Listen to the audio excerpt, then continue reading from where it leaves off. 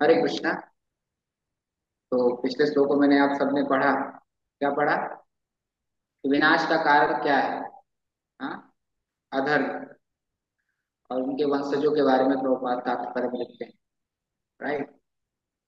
और इस चैप्टर में, सॉरी, इस अगले वर्ष श्लोक में स्वयंभू मनु, जो कि ब्रह्मा जी के पुत्र हैं, उनके वंशजों के बारे में बताएंगे। और ये सब एक से एक ग्रेट मतलब राजा हुए। स्वयंभू मनु के दो पुत्र उत्तानपाद प्रियव्रत महाराज, फिर उत्तानपाद से, जो कि अपने आप में एक बहुत बड़े क्षत्रिय और यशस्वी राजा थे, उन्होंने पूरे विश्व में राज किया। उनके पुत्र ध्रुव महाराज, जो कि सबसे बड़े पुण्यात्मा राजा हैं। प्रभुपाद जी लिखते हैं लास्ट में, सबसे बड़े पुण्यात्मा। तो आप देखेंगे एक श्रृंखला चली जा रही है, जिस वंशज में एक से क्वालिफाइड लोग आ रहे हैं, है ना, जिनके पास मटेरियल क्वालिफिकेशन ऑपुलेंस के साथ साथ वो सब भगवान के प्रति शरणागत भी। लेकिन आवश्यक बात यहाँ पे जो जानने वाली है, जो समझने की बात है, वंशज, वंश, जनरेशन जिसे हम बोले आज के शब्दों में। तो वंशज, अब देखेंगे समय के साथ साथ कली के प्रभाव से आज की जो जनरेशन आ रही है, तो कितना चेंज देखने को मिल रहा है। हाँ, विद इन, ज्यादा पीछे नहीं जाऊंगा, जितना मुझे याद है लास्ट 20 ईयर्स के ऑब्जर्वेशन के बेसिस पे इतना सडनली, ड्रास्टिकली लोगों के माइंडसेट में, लोगों के बिहेवियर में, एक्टिविटीज में चेंज आया है। Detail discussion. तो सबसे पहले वंशज का महत्व क्या है, क्यों बात की जाती है वंश आगे बढ़ाना है ना। जनरली मंदिर में कभी कोई ब्रह्मचारी बनता है तो उसके पेरेंट्स बोलते हैं हमें वंशज, हमारे वंशज आगे बढ़ाने हैं। अभी ये ब्रह्मचारी बन जाएगा तो फिर कैसे हो? तो ऐसे वंशज, तो समझे पहले वंशज का महत्व क्या है, क्यों आखिर इस पे जोर दिया जाता है। तो वंशज मीन कि जो कि जिनमें एक अच्छे गुणों का, एक अच्छे विचारों का प्रभाव होता है पीढ़ी दर पीढ़ी, है ना। जैसे यहाँ पे स्वयंभू मनु के दो पुत्र हैं, फिर ध्रुव महाराज, पीढ़ी दर पीढ़ी एक अच्छे जनरेशन का आ, श्रृंखला आता है। और ये सब एक अच्छे संतान, एक अच्छी जनरेशन पॉसिबल कब है? जब हम विधि विधान से वैदिक शास्त्रों को, नियमों को पालन करते हुए जो भी संस्कार होते हैं उन सबको पालन, जैसा हम सबने पहले भी सुना है कि कैसा आने वाला जनरेशन होगा, बहुत मैटर करता है माता पिता के कॉन्शियसनेस, उनके विचारों, है ना। जैसा हमारा आचरण होगा उस हिसाब से हम, उस विचार होगा, भाव होगा, उस आत्मा को हम अपने घर में बुला सकते हैं, है ना। इसलिए गर्भाधान संस्कार और भी कई संस्कार हैं, जब इन सबको प्रॉपरली फॉलो करते हैं तब जाके एक अच्छे पुत्र और जनरेशन मिलती है। क्योंकि जन्म से ही उस आत्मा को जो आप बुला रहे हैं अपने घर पे, जन्म से ही उस बच्चे में गुण होते हैं। अगर आपने अच्छी आत्मा को इनवाइट किया है ना, तो दैवी गुण होंगे, वो फिर एक समय के बाद मैनिफेस्ट होना शुरू होते हैं। और यदि आपने आसुरी आत्मा को इनवाइट किया है तो आसुरी गुण, तभी देखिए आज के जो यूथ हैं, जो आज का जनरेशन है, कॉलेज स्कूल में पढ़ता है, very difficult to deal with them. हाँ, इतना ज्यादा रजोगुण का प्रभाव, किसी को सुनना नहीं, किसी की मानना नहीं, जो मन में आएगा वो करेंगे। और इन सब चीजों को लेकर भगवान नहीं है, ऐसा है वैसा है, कोई इंटरेस्ट नहीं, माइथोलॉजी एवरीथिंग। करेक्ट। तो what is this is all about, कि किसका प्रभाव है? अधर्म में। जब माता पिता खुद धर्म को अपने जीवन में पालन नहीं करते हैं तो अधर्म से उत्पन्न, अधर्म से जीवन इनका व्यतीत होता है, सीधी बात है आगे आने वाली जनरेशन हमसे और ज्यादा डिग्रेड होगी। करेक्ट। तो जस्ट इसीलिए आसुरी गुण, हालांकि आप सबने सुना हो, कलो शूद्र समवाद, जन्म से सब शूद्र हैं, यस बिल्कुल सही बात, सब शूद्र हैं। लेकिन अगर आत्मा अच्छी है तो उसमें क्वालिफिकेशन है कि अगर हम इसे ट्रेंड करेंगे तो एक अच्छे रास्ते की तरफ मुड़ सकते हैं। और यदि आत्मा आश्रय गुण वाली है तो हम उसे कितना भी प्रयास करें, बड़ा डिफिकल्ट होगा कि वो कृष्ण कॉन्शियसनेस, भगवद गीता, भागवत एक्सेप्ट कर पाएगा। लेकिन जो पुण्य आत्मा होगी उसको जैसे ही फेवरेबल एटमॉस्फेयर मिलेगा वो उस चीज को कैच कर पाएगा। तो पोटेंसी होती है उस व्यक्ति में। अगर आत्मा अच्छी है तो उसमें पोटेंशियल होगी कि वो अच्छी चीजों को बहुत जल्दी अट्रैक्ट करेगा, अपने जीवन में उतार पाए। और यदि आसुरी प्रकृति के जीव है, आत्मा है, तो उस चीज को इतना अच्छे से एक्सेप्ट नहीं कर पाएगा, become very difficult for him. तो हालांकि जन्म से सब शूद्र हैं, they are like rational animals, but by training, training के द्वारा हम एक इंसान बन सकते हैं। इसलिए धर्म में भी ना पशु भी समान है। आपने एक श्लोक सुना होगा कि धर्म बिना व्यक्ति पशु के समान है। धर्म के बिना व्यक्ति पशु के समान है। और जब आप देख सकते हैं आज किसी भी तरह की ट्रेनिंग नहीं है तो संसार नहीं। हाँ, इसलिए आज लोगों के बिहेवियर एक्टिविटीज देखिए, ऑल अबाउट आसुरी। तो आसुरी गुण भगवत गीता में प्रभुपाद जी लिखते हैं चैप्टर 16 में, जो कि दैवी और आसुरी गुण के बारे में बताता है।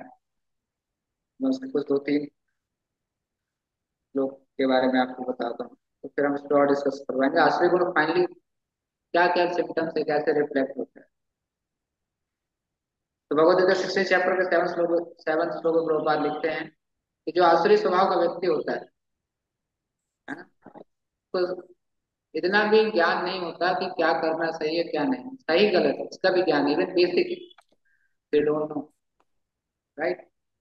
एंड किसी भी तरह का बिहेवियर में, उसके रख रखाव में किसी तरह का सफाई नहीं दिखती, and it's very dirty mindset consciousness, वो रिफ्लेक्ट होता है।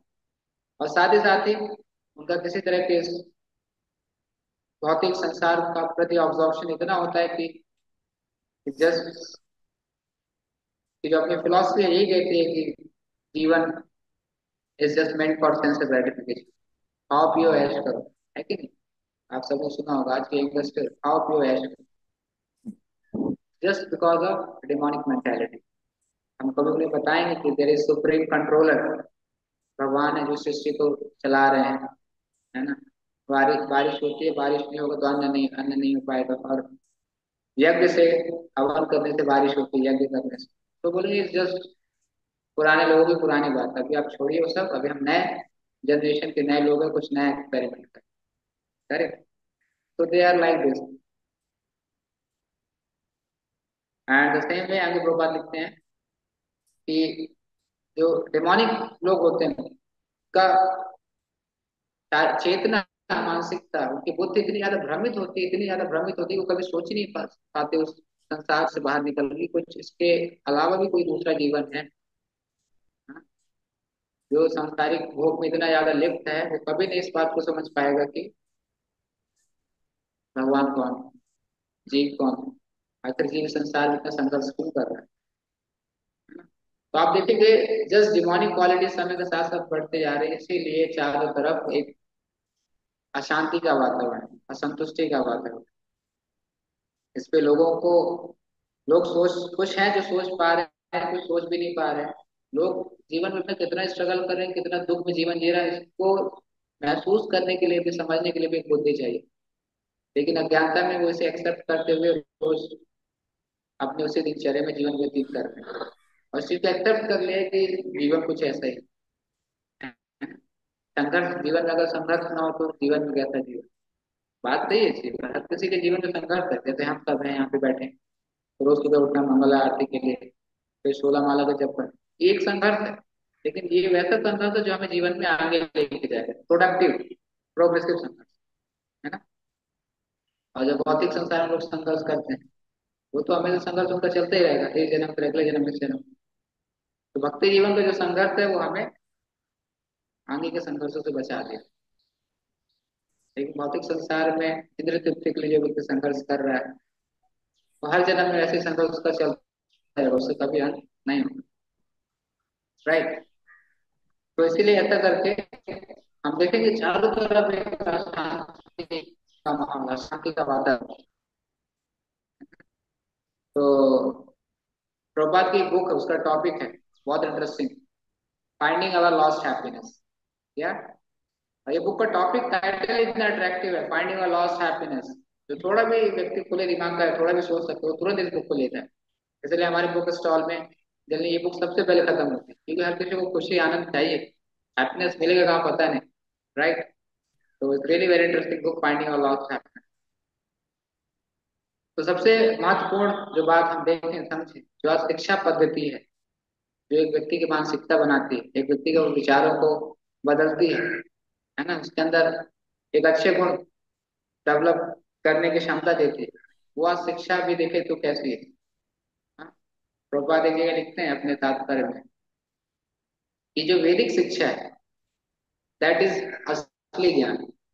बाकी जो शिक्षा हम स्कूल कॉलेज पढ़ते हैं वो शिक्षण में एक स्किल है।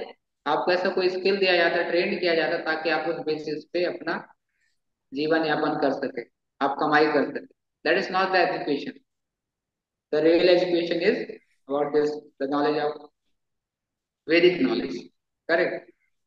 स्पेशली अगर हम देखें जो आज के स्कूल कॉलेजेस हैं, बहुत बड़ी बड़ी फीस रकम जाती है इसमें, और बहुत सारे इनमें रूल्स रेगुलेशन, ऐसा ड्रेस होना चाहिए आपका, ऐसा whatever tie coat pant, है ना, इट्स लाइक अ जेंटलमैन। हाँ। जितना बड़ा स्कूल उतने ज्यादा उनमें terms and conditions. Right. But very unfortunate कि जितना बड़ा स्कूल वहाँ पे उतने ही ज्यादा ऐसी एक्टिविटीज सुनने को मिलती है जो रियली वेरी हॉरिफाइंग। दिल्ली में एक बहुत सीनियर प्रभु जी हैं, वो बता रहे थे कि दिल्ली में जो स्टॉप कैलाश मंदिर है, उसके पास में कोई बड़ा स्कूल है, सॉरी, पंजाबी बाग मंदिर के पास में कोई बहुत बड़ा स्कूल है। वहां पे बच्चे खुलेआम ड्रग्स वगैरह लेते, ड्रिंक करते, बॉटल्स।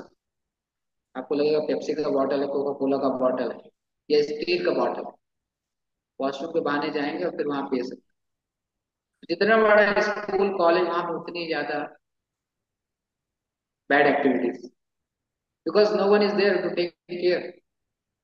हालांकि टीचर भी जो उनको ट्रेनिंग दे रहे हैं वो भी उतना उसके महत्व को नहीं समझ पा रहे, उसका क्या बैड इफेक्ट होगा उसको नहीं समझ पा रहे। तो लोगों ने एक्सेप्ट कर लिया कि life this is a part of life. Right. This is a part of life. Mumbai में जनरली हम जब जाते हैं बाहर कीर्तन वगैरह के लिए, सिग्नल्स पे डिस्ट्रीब्यूट करते हैं, मिलते हैं लोगों से, इवन 16 17 18 साल के boys girls, cigarette very common, with full confidence. हाँ। जस्ट सी द सिचुएशन, और जीवन कहाँ जा रहा है, क्या होगा इनका, कितना लंबा जीवन जिएंगे जब अभी से इतना इंडिपेंडेंस और ऐसी एक्टिविटीज है, तो कब तक ये शरीर साथ देगा। है ना। तो in the name of advancement हमने तो बहुत कुछ किया और कर भी रहे हैं, बड़े बड़े इंफ्रास्ट्रक्चर, है ना, और टेक्नोलॉजीज, लग्जरीज, जो भी हो सके ट्राई कर रहे हैं कि जीवन में हम एक अच्छा एक्सपीरियंस मिले, एक अच्छा आभास, एक अच्छा आनंद मिले। बट इन सब प्रयासों के बावजूद भी व्यक्ति आज अभी भी चिंता में है कि आखिर मेरे इतने मेहनत प्रयास करने के बाद भी why I am not happy, not satisfied, because हम अधर्म के मार्ग पे हैं, और अधर्म के मार्ग पे अशांति और विनाश ही रिजल्ट है ना। तो इसीलिए बहुत आवश्यक है, बहुत महत्वपूर्ण है कि हम फ्रॉम द वेरी बिगनिंग, जो भी बच्चे हैं उनके घर में, उनको हम कृष्ण कॉन्शियसनेस की एक्टिविटीज से जोड़ें। और एक ऐसा प्रोग्राम प्रभुपाद ने दिया जहाँ पे बच्चे से लेकर बूढ़े तक हर किसी के लिए सेवाएं हैं, एंगेजमेंट। राइट।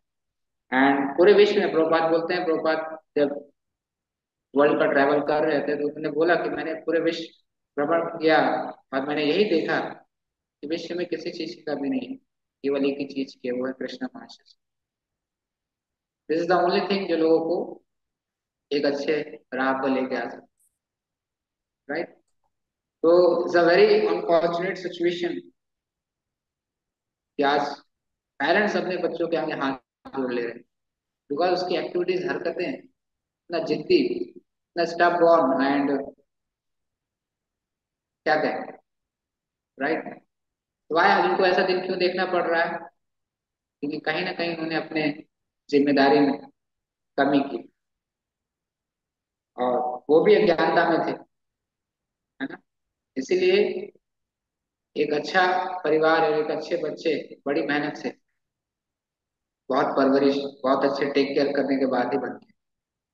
जैसे एक छोटा पौधा है, आपने अपने अपने गार्डन में लगाया, उसका बहुत टेक केयर करना पड़ता है जब तक वो अपने पैरों पे खड़ा ना हो जाए, स्ट्रांग ना हो जाए, राइट। तो सिमिलरली जो आज पेरेंट्स के मानसिकता है कि अगर हम बच्चों को एक अच्छा स्कूल, एक अच्छा कॉलेज, एक अच्छा टीचर या प्रोफेसर प्रोवाइड करा देंगे तो हमारा बच्चा भी स्टार बन जाएगा, कोई ना कोई स्टार बन जाएगा, राइट।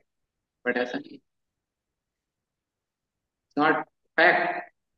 मुंबई आप देख लीजिए, जितने भी बड़े बड़े कॉलेजेस हैं, हाँ, हम जितने जाते हैं कभी कुछ प्रोग्राम के लिए, तो रियली बड़ा अफसोस होता है देख के कि ये बच्चे यहाँ पढ़ने आते हैं कि फिर जैसे टाइम पास मार्केट, जहाँ पे रोज हर कोई अपने अपने लाइक, क्या कहें इसको शब्दों को, लाइक जस्ट लोग अपने आप को शो ऑफ करने, like a fashion street, correct, like that. और पढ़ाई के नाम पे तो दिन रात कॉलेजेस चालू है, सेमिनार्स हैं, कोडिंग्स हैं, रोबोटिक्स है, दिन रात। मैंने पूछा कि, हमने बताया कि हमारा प्रोग्राम है इस दिन, आप जरूर आइए। बोला उस दिन हमारा कुछ ऐसा कोई इवेंट है जिसमें रात के 2:30 बजे तक हम लोग कॉलेज में रहें, 2:30 दिन, इवन पूरा दिन, नेक्स्ट डे सुबह हमें सबमिट करना है, मतलब एक पूरी रात, एक पूरा दिन, उसके नेक्स्ट डे सबमिट। तो हमने भी वही पढ़ाई की है, हमसे और भी पहले के लोगों ने पढ़ाई की, उन्होंने इतना तो कुछ नहीं किया, राइट। वाई ऐसा क्यों हो रहा है? बिकॉज हर कोई अपने मन से, अपनी इच्छा से, अपने मन के विचारों को पालन करते हुए चल रहा है, हाँ? इसी वजह से जीवन में अशांति बढ़ती जा रही है, क्योंकि हमारी एक्टिविटी, हमारा खान पान, है ना, हमारी खान पान, हमारी activities, all is dictated by our mind. हमारा जैसा मन बोल रहा है हम वैसे कर रहे हैं, वैसा खाना खा रहे हैं, वैसा हम रहन सहन अपना रहे हैं, वैसा बिहेवियर भी देखिए आज लोगों का, कोई शांति से बातें नहीं कर सकता, why they are very agitated, very frustrated, हाँ। So this is all symptom of rajoguna, tamoguna. They are the mostly the demonic qualities means excess of tamo and rajoguna. तो ये हम चारों तरफ, अपने चारों तरफ ये वातावरण देख पा रहे हैं, स्पेशली जितने भी मेट्रो सिटीज हैं, मुंबई ले लीजिए, दिल्ली ले लीजिए, पुणे ले लीजिए, जितने भी मेट्रो सिटीज जहाँ पे जितने ज्यादा पढ़े लिखे लोग, उतने ही ज्यादा चार नियम वहां टूटते हैं, उतने ही ज्यादा फोर रेगुलेटरी प्रिंसिपल। क्योंकि ये एजुकेशन हमें जीवन जीना नहीं सिखाता, वैल्यू लाइफ का, what is the value of life, what is the aim of life नहीं बताता, करेक्ट। इनकी एक ही फिलोसफी, खाओ पियो मौज करो, बट मौज मिल नहीं रहा है, तो फिर सुसाइड करो। तो this is the thing only, इसलिए इज वेरी नेसेसरी, बहुत इंपॉर्टेंट है कि हम सब प्रयास करें और दूसरे लोगों को भी वो अपॉर्चुनिटी दें कि वो भी कृष्णा कॉन्शियसनेस को समझें, जाने।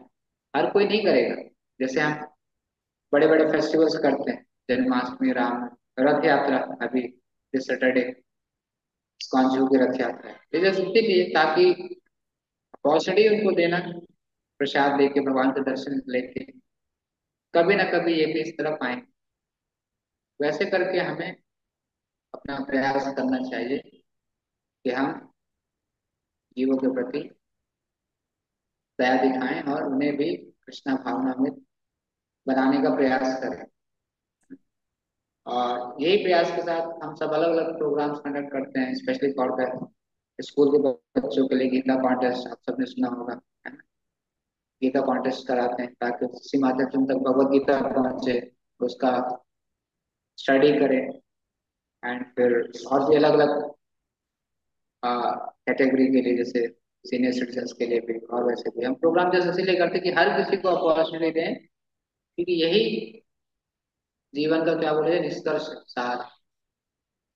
आसपास हमारे जो भी चीजें चल रही है, ऑल अबाउट द टाइम, समय के साथ साथ चीजें सब खत्म हो जाए, आप कभी गए होंगे घूमने, पहले फोर्ट, बड़े बड़े किले देखने कभी गए होंगे, आप तो महाराष्ट्र में भी और कहीं भी। तो आप देखिए किला बनाने वाला भी गया और किला भी उसका धीरे धीरे खत्म हो जाएगा। ऑल मटेरियल थिंग जो भी आप अचीव कर रहे हैं, जस्ट समय के साथ साथ चीजें आपसे निकल जाएंगी।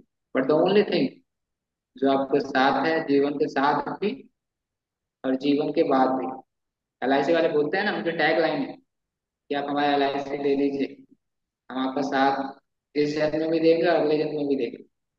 हाँ, तो भगवत गीता से लाइन उठाइए, जीवन के साथ भी जीवन के बाद भी भगवान है जो आपका हमेशा, किसी भी जन्म में, चाहे कितने जन्म पहले की बात करें कितने जन्म आगे की बात करें, वो साथ। इसलिए हमें ऐसे भगवान को शरण लेनी है और उन तक पहुंचने के लिए हमारे आचार्य ने जो भी मार्ग और विधि बताई तो प्रयास करना है, उसको अपने जीवन में पालन करना है और दूसरों को इस कार्य से अवगत कराना, क्योंकि यही सबसे बड़ा उपहार है जो हम दूसरों को दे सकते हैं। द बिगेस्ट चैरिटी इज लोगों को नॉलेज देना, गीता भागवत का ज्ञान देना। ऐसे करके हम अपने आप को हमेशा भगवान की सेवा में इंगेज कर सकते हैं, 24 आवर्स कृष्ण कॉन्शियस। तो बहुत तरीके हैं बट वेरी डेंजरस सिचुएशन के समय के साथ साथ आप देखेंगे आंसू में बढ़ते जाए। तभी आप देखें कितने जाने क्रिमिनल केसेस, सुसाइड केसेस और भी अलग अलग केसेस बढ़ते जा रहे हैं, बढ़ते ही जा रहे हैं। Nobody is thinking about that. उनको लगता है कि जस्ट फ्रीडम दे दो लोगों को जिससे वो अपने हिसाब से जीवन जिएंगे तो खुश रहेंगे। हाँ, एक छोटा बच्चा उसको आप छोड़ दोगे तो क्या ही करेगा, अपना खुद का ही नुकसान कर बैठेगा, उसको नहीं पता सही गलत क्या है। द सेम वे हमारी भी वही स्थिति है। इसीलिए कुछ नियम लगाए जाते हैं कि हम उस नियम के दायरे में रहते हुए ट्रेंड हो जाए, धीरे धीरे ट्रेनिंग, लेकिन जब हम ट्रेंड हो जाएंगे तो अपने आप नियम आपसे हट जाएंगे, फिर आपके लिए नहीं कि आप मंगला आरती आओ, नहीं 16 माला नहीं।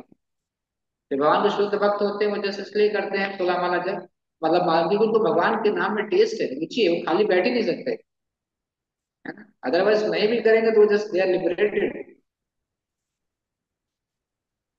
तो one of the best opportunity we have कि हम सब प्रभुपाद के इस मार्गदर्शन में अपना जीवन जी रहे हैं और हम दूसरों को भी इसके लिए कार्य करें ताकि महाप्रभु की कृपा हमें और ज्यादा मिले, ताकि हम जल्दी से जल्दी इस भक्ति मार्ग को अच्छे से करके भगवत धाम जा सके।